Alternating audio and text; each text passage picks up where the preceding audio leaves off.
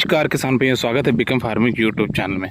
किसान भाइयों, आज की जो हमारी वीडियो धान के ऊपर वीडियो होने वाली है, इस वीडियो में जानकारी देंगे। किसान भाइयों, हमारे बहुत सारे किसान भाइयों को एक सवाल रहता है जब धान की खेती करते हैं। बहुत सारे किसान भाई जो धान की खेती नई नई अभी उन लोगों ने शुरू की है, तो उनका एक सवाल रहता है कि अगर हम धान की खेती कर रहे हैं तो धान में रोपाई करते समय हमें जो पहले उर्वरक हैं, हमें कौन से उर्वरक डालने हैं। किसान भाइयों, ये एक कॉमन सवाल है, एक सामान्य सवाल है लोगों का कि धान की रोपाई करते समय हमें कौन कौन से उर्वरकों का प्रयोग करना चाहिए। बहुत से किसान भाइयों के अपने अलग अलग सुझाव हैं और अपने अपने तरीके से उर्वरकों का प्रयोग करते हैं। बहुत सारे किसान भाई उर्वरक जो हैं रोपाई के समय डालते हैं और बहुत सारे किसान भाई उर्वरक जो हैं रोपाई के बाद में डालते हैं।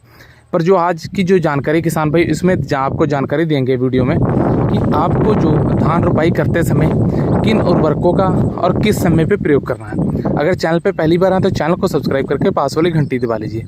तो बढ़ते हैं वीडियो की तरफ। तो बात करते हैं किसान भाइयों कि आपको धान की जो रोपाई कर रहे हैं, तो रोपाई करते समय आपको कौन से उर्वरकों को डालना है और किस समय पर डालना है। किसान भाइयों, रोपाई करने के अलग तरीके हैं।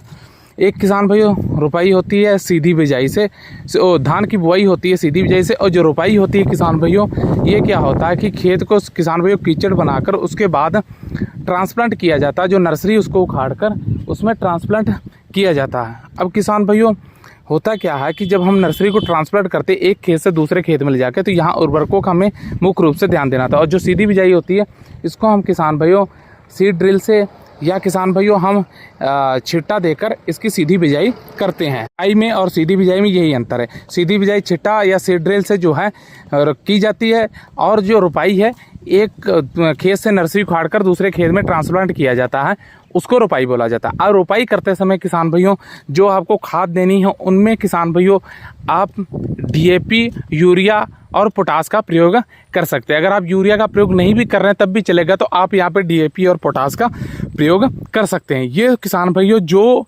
पहली बेसल डोज होती है, जो आपको किसान भाइयों रोपाई करते वक्त आपको देनी होती है। अब किसान भाइयों, होता क्या है कि बहुत सारे किसान भाई क्या करते हैं कि जो खेत में कीचड़ बनाना होता है पानी लगाकर, उससे पहले भी उर्वरक जो है डाल देते हैं। ये एक सही तरीका है।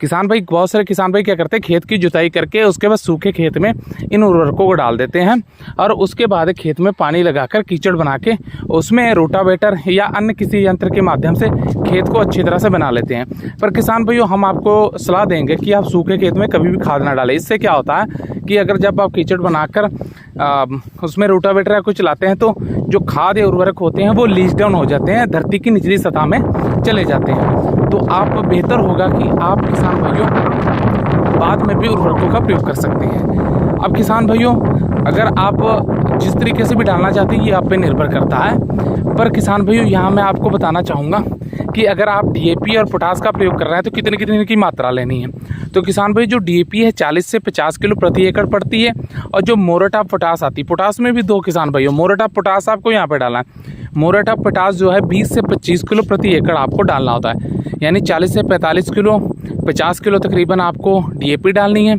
और किसान भाइयों 20 से 25 किलो आपको यहाँ पे किसान भाइयों मोरेट ऑफ पोटास को लेना है। और उसके साथ अगर आप यूरिया लेना चाहते हैं 20 से 25 किलो आप यूरिया ले सकते हैं। ये बेसल डोज के रूप में होती है। इन खादों को आप मिलाकर पहली खाद जो है उर्वरक है, इसका आप रोपाई के समय डाल सकते हैं और इसका प्रयोग कर सकते हैं। तो उम्मीद करते हैं हमारे द्वारा दी गई जानकारी अच्छी लगी। जानकारी अच्छी लगी तो वीडियो लाइक कीजिए, शेयर कीजिए, चैनल को सब्सक्राइब करके पास वाली घंटी दबा लीजिए। धन्यवाद।